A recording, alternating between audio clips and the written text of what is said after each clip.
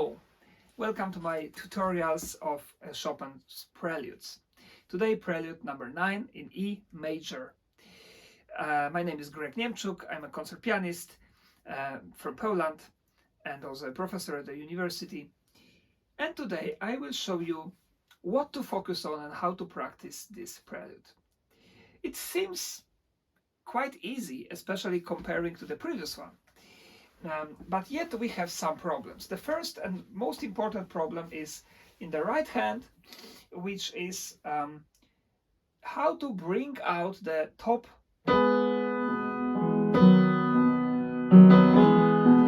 note. But before we start, there is another problem, which probably a question which probably you are asking yourself: what is the rhythm here? Because we have a few, two actually options. In different editions they write differently. What I am playing now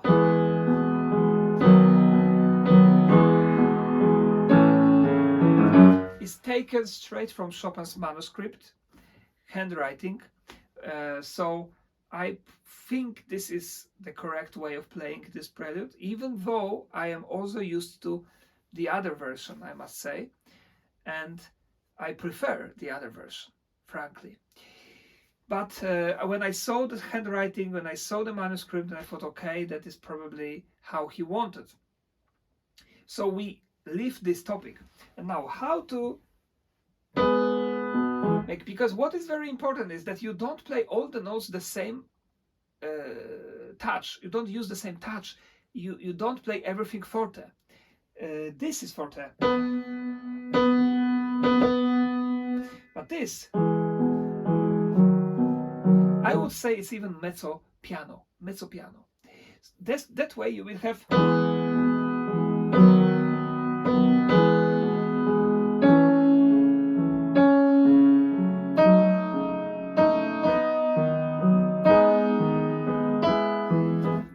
this beautiful line, right, which we have. The second thing, largo, means very slow, but you have to count on 4. So don't forget, largo on 4.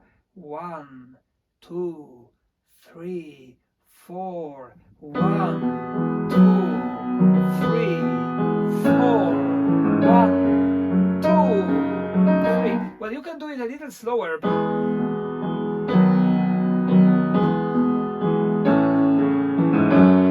But don't go.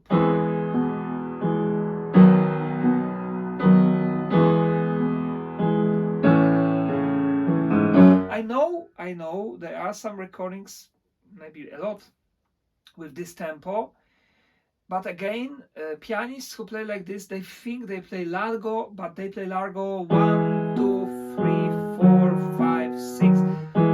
On 6, not on 4. We always have to remember, because there are many proofs in Chopin's literature that he was thinking what he wrote. He was exactly writing what he meant, and that he definitely wanted this to be on 4, right? So now, this prelude is played with pedal all the time. So another thing is that you don't have to also make a perfect finger legato, because you will have the pedal. So you can play like this.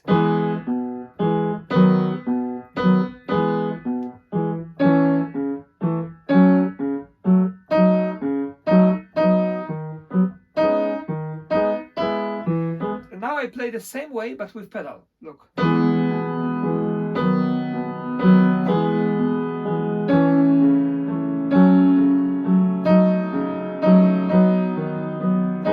Don't keep the fingers down, because it creates the tension here. Another problem is to play these chords here with the fingering that we have to use, and I understand this problem, of course, but there are two options and two ways of solving. First, if it's extremely uncomfortable for you to play it with fingers 2, 3, 5, for example, right here, or 2, 4, 5, because the tempo is slow, you can play the thumb always up there. So you can play using the thumb and then the thumb will be like kind of jumping. Sorry.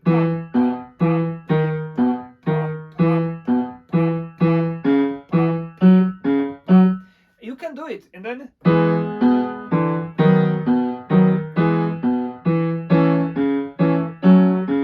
but of course don't bring out the thumb, bring out the top voice.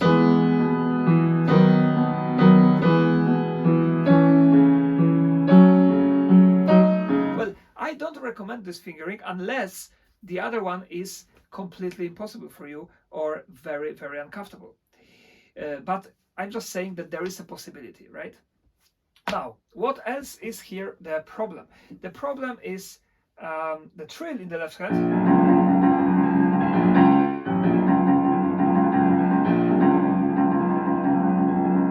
About the trill in the left hand, of course you have pedals, so it doesn't really have to be like in Mozart, but still this trill is very important. So I recommend you to watch my video about how to practice trills, and practice trills with these fingers that you are going to use here. And then this is the exercise.